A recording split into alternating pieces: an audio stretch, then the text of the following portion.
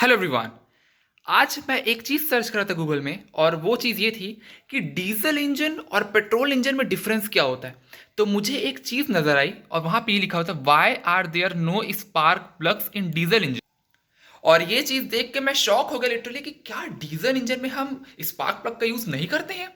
तो फिर मुझे क्यूरोसिटी हुई कि मैं थोड़ा इसके बारे में स्टडी करूं, जानूं कि एक्चुअली क्या हम लोग इसको यूज़ नहीं करते स्पार्क प्लस को डीजल इंजन में। बिकॉज जिनको पता नहीं होगा तो उनके लिए एक थोड़ी सी अचंभित वाली बात है, एक थोड़ा सा अलग उनको पता चल रहा हो कि एक्चुअली हम लोग डीजल इंजन में स्पार्क प्लग को यूज़ नहीं करते हैं।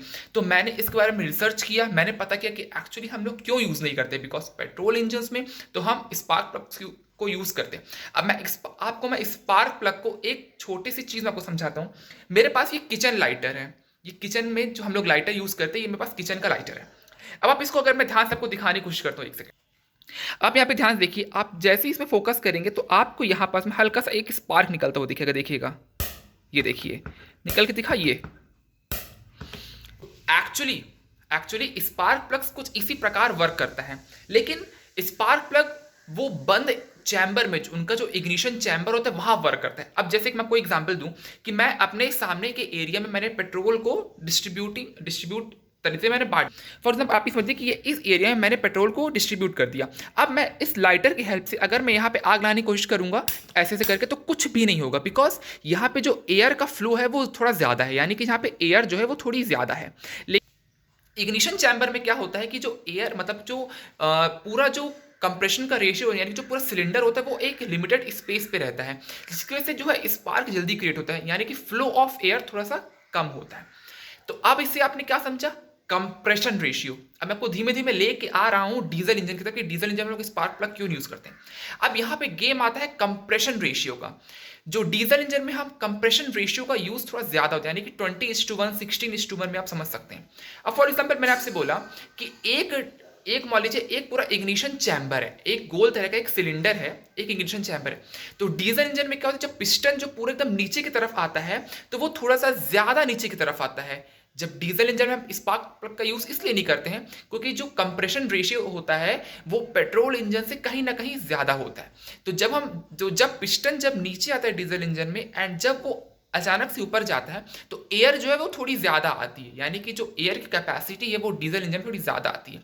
लेकिन जैसे ही वो ऊपर जाता है तो जो क्लियरेंस वाला एरिया रहता है, यानी कि फॉर एग्जांपल यहाँ पे मेरा एक हाथ है, यहाँ पे मेरा एक हाथ रहेगा, तो ये जो एरिया बराबर हो यहाँ तक तो एयर हो गई, लेकिन जो हेड से और यहाँ तक का जो एरिया बच रहता है यहाँ पे आपकी जो है अब यहाँ पे एयर है।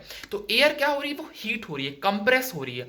तो कितनी मात्रा में? अब 20:1 16:1 मैं इसलिए बोला हूँ क्योंकि 16% जो है वो 16:1 का जो रेशियो, वो 16% जो वो एयर और वो जो 1% जो रहेगा वो फ्यूल रहेगा। लेकिन आपके मन में आपके दिमाग में एक क्वेश्चन आ रहा होगा, वो क्वेश्चन ये है कि क्या अगर एयर जो है, अब मान लीजिए गाड़ी आपकी ठंडी खड़ी हुई है, आपका जो डीजल इंजन वाली जो गाड़ी है वो ठंडी खड़ी हुई है, तो क्या जब एयर फ्लो होगा एंड जब एयर जब अंदर जाएगी, एयर जब कंप्रेस होगी एंड जब उसमें कंप्रेशन रेशियो का यूज़ किया जाएगा, जब वो इग्नाइट होगा, तो क्या हमारी गाड़ी स्टार्ट होगी, गाड़ी चलेगी? तो इसके लिए हम लोग डीजल इंजन के अंदर ग्लो चैम्बर का यानी कि ग्लो प्लग्स का यूज करते हैं। ग्लो प्लग्स जो एज अ हीटर वर्क करता है। जब हम अपनी गाड़ी को स्टार्ट करते तो ग्लो प्लग्स जो है छोटे छोटे हीटर्स लगे हुए होते हैं। तो ग्लो प्लग्स जो है आपके इग्निशन चैम्बर को हीट करने में हेल्प करते हैं, जिसकी वजह से जो एयर रहती है वो थोड़ी सी गर्म होती है। अब इसके अकॉर्डिंग अगर आप पढ़ेंगे तो यहां पे लिखा हुआ है आपको ऑटो इग्निशन टेम्परेचर।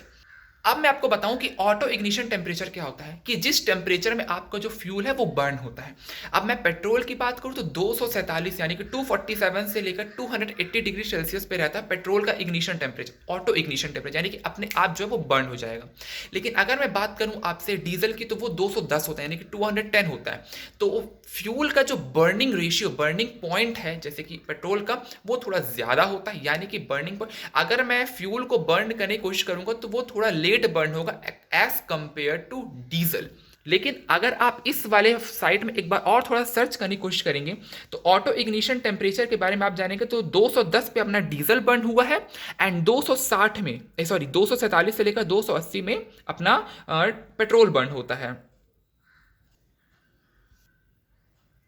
तो यहां पे आपने ये समझा। लेकिन अब मैं अगर आपको सिंपल लैंग्वेज समझाऊं तो क्या होता है सक्शन स्ट्रोक के टाइम पे, सक्शन स्ट्रोक के टाइम पे जो एयर है वो अंदर की तरफ आई, पिस्टन जो है वो नीचे की तरफ किया, ज़्यादा एयर को उसने इकट्ठा किया, और एयर जैसी अंदर आई एंड जैसी वो कंप्रेस करे सक्शन स्ट्रोक के टाइम पे, जैसे वो कंप्रेस किया एयर गर्म हुई, ग्लो चैम्बर ने अपना काम किया। जिस प्रकार जो है डीजल इंजन जो है आपका, डीजल वाला जो इंजन है यानी कि जो डीजल है वो जल्दी बर्न होना शुरू हो गया।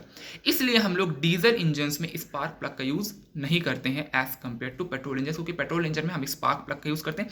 इसलिए मैंने आपको इस लाइटर का एग्जाम्पल दिया, क्योंकि अगर फ्लो मतलब यानी कि अगर एरिया ज़्यादा है तो अगर हम पेट्रोल को इससे स्पार्क करने की कोशिश करेंगे तो वो स्पार्क नहीं होगा, बिकॉज एयर का फ्लो बहुत ज़्यादा है, एयर का फ्लो बहुत ज़्यादा as compare to sparking. Spark ही बहुत ज़्यादा कम है उस पर्टिकुलर चीज़ को बर्न करने के लिए। आई होप सो आपको वीडियो पसंद आएगा। Thank you so much for watching, love you all guys, bye.